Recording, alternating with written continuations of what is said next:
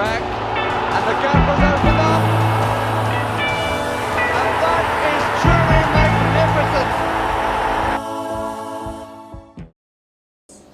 Hi, Bryan Robson, Manchester United. And your career as a football player started just over 50 years ago, but what made you first want to pick up that football?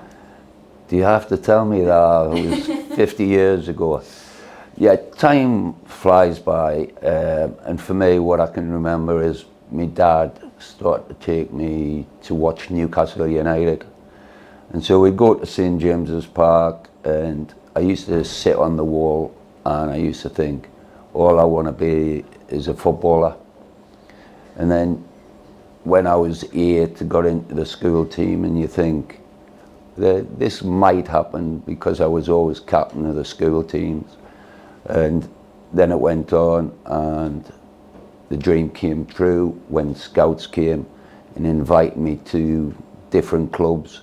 But then I joined West Brom as an apprentice, and now I knew that if I worked really hard, I could become a footballer. Yeah, so you're quite competitive then? Yeah, I was, because even playing drafts, chess, I was not bad at chess. I won a school competition, and they threatened me if I didn't play for the school in the county championships of the chess, I couldn't play for the football team anymore, or for at least a year. And so obviously I played in the chess competition because they forced my hand that I had to. So back to the summer of 1974, you signed your first professional contract. Describe to us that feeling when you found out that you had that opportunity. No, well, it was great because apprenticeship is all about learning the game. We had a coach called Don Howe, who I worked with for another 8-10 years when I played for England. And he was a great coach, and then when I look back, he worked you really hard.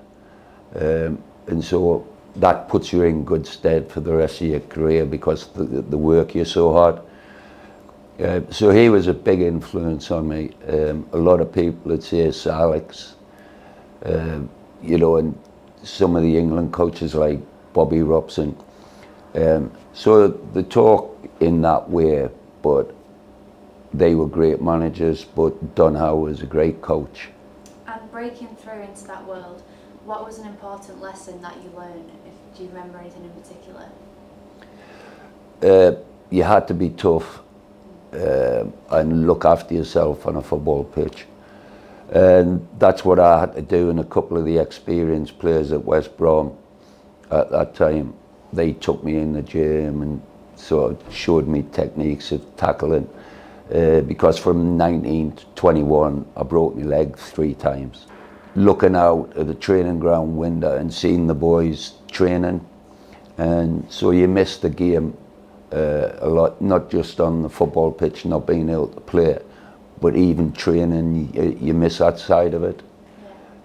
So, and then I think if you do get injuries like that, as long as you get back and you can train okay without limping or anything like that, then the harder you work again, you can get back into the game and start performing the way you were before your broken bones. So a pinnacle moment of your career obviously was signing for Manchester United, and your league debut was actually a Manchester derby. When you found that out, what was your reaction? No, well, when Ron Atkinson phoned me and said he put a bid in which West Brom had accepted, obviously I was delighted because I'd put in a transfer request, because at West Brom what they did, they sold a couple of players like Laurie Cunningham to Real Madrid. Len Cantello, who was a big friend of mine, he was older than me, but he looked after me really well. And so when they sold them, I just thought, we're never going to build a team. You know, so that's why I handed a transfer request in, because I wanted to go to a big club. And yeah, it's nice making money, but you want to win things as a player. When I came to United, everything I expected. you know, the pressure that's on you about winning things, but that's what I wanted. I wanted that challenge of winning things. But yeah, I can always remember the Man City game, Derby game, and I thought I'd played in derbies which were quite tough with Aston Villa and Birmingham. But the City game, I don't know why we had a ball. We may as well have just kicked each other, and that was it. But yeah, it was a tough game. I mean, it was 0-0 at the end of the game, so it wasn't an exciting one for the fans. Yeah. So in the 80s, Alex Ferguson became manager. He's known for his iconic hairdryer treatment. Were you ever on the wrong side of that, and if so, why? No, fortunately the lads always ribbed myself and Eric Cantona, because they reckon that me and Eric were the only ones who got away with the hairdryer treatment. But I have seen a few, and the boss, he always seemed to go for centre halves. I think it was because he was a centre forward, and so he always had a go at the centre halves that made a mistake or they haven't done something which he wants you to do. But I always thought the manager was not funny with it, because it wasn't funny for the lads. But he always used to get his cuffs of his jacket like that, and he had white knuckles and the veins would stand out, and then he'd go off at whoever he was telling off at the time. So it wasn't amusing, because like I say, you didn't want to be on the end of it. But the other side is Alex. He was very good with man management, and a lot of people keep talking about the hairdryer treatment, but he was very good with man management. He knew when players had to be told off. He knew when to encourage the players. But then again, I mean, he was a great coach, and he knew a player when he saw a player, and then he knew if people sort of lost the passion or they were a bit lazy in training, straight away he'd sell them, because he saw that side of them. And the one thing you couldn't be if you were in Alex's squad, you couldn't be lazy in training. You had to go about in training the same as you did in a match. So he was like that. And then a bit of genius in the European Cup Winners' Cup final in '91, when we were playing Barcelona. He was doing his team meeting just before the game, and he's telling everybody what he expected of them. But then he turned around to Brian McClare, and he said to Brian McClare, "If you do your job right," he says, "we'll win this." And we're all sitting back going, "Crikey, what's Chalky got to do?" And then he said, a lad called Ronald Koeman was playing centre half for them, and he was a great passer of the ball. And so Sir Alex told Brian, that he had to man mark him, which I'd never seen a centre forward have to mark a centre half, but it worked. And with your time at United, you lifted multiple trophies. Which one felt the most significant to you? Definitely 92-93, winning the Premier League title. First Premier League season. So nobody can take that away from you, that you won the first Premier League title. But Sir Matt Busby was still alive, and to see him, big massive smile on his face, because I think that's what he was waiting for, to make sure that he saw the first time we won a title after 26 years. And thankfully that happened while he was still alive. So I can remember that. But then the camaraderie of the lads, and so winning the title, that's what everybody at the club was after. So that was, for me, the standout one. But 91 in Rotterdam, when we played Barcelona, who were a fantastic team, and they proved that by winning the Champions League the next season. But to play against them and beat them with Sparky's 2 goals, that was a great night. The atmosphere was fantastic. Never been in a stadium where it's a final and we had 2/3 of the fans, and Barcelona about 1/3. So that made it a great atmosphere for the lads in Manchester United.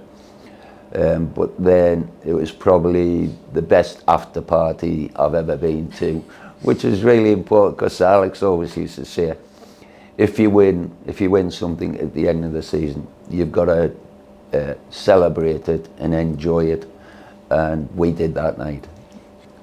So on to your England career. How did leadership at an international level differ from being a club captain? Well, it's a bit different when you're international captain, because the lads all get together at the hotel, you know, and they're all from different clubs. And my debut was when I was at West Brom, played the Republic of Ireland, which I always tell Dennis Irwin and Keeney and them. And we won 2-0 with Kevin Keegan scoring both goals. So it was a great sort of debut for myself. But yeah, when I first went into the hotel, I didn't really know anybody apart from Ray Wilkins, because me and Ray had played in the mini World Cup final together, and I roomed with him then. You know, we were both 18 at that time, and we won the competition. So I roomed with Ray as soon as I got in the England squad. But there was about 6-7 Liverpool players who were in the squad at that time. And I got on quite well with them because I went on their table. If you could go back to that time as England captain, have you got anything that you would do differently? No, not really. You know, I always enjoyed playing for England. I could say Ron Atkinson and myself, I probably regret when we started the season, we'd won all the first 10 games. And then I went to play for England, and we were 5-0 up. I'd already scored a goal, and I went sprinting in the last 5 minutes to the far post to try and get a 6. And I ripped my hamstring, but I ripped it really badly, and so I was out for about 6 weeks, which was disappointing because the start that we had to the league in '85 was a great start, and we really believed that we'd go on and win the league. So as you watch a lot, is there a player that you've seen and you think they kind of embody you as when you were in your prime? Is there anyone who you think is quite similar nowadays?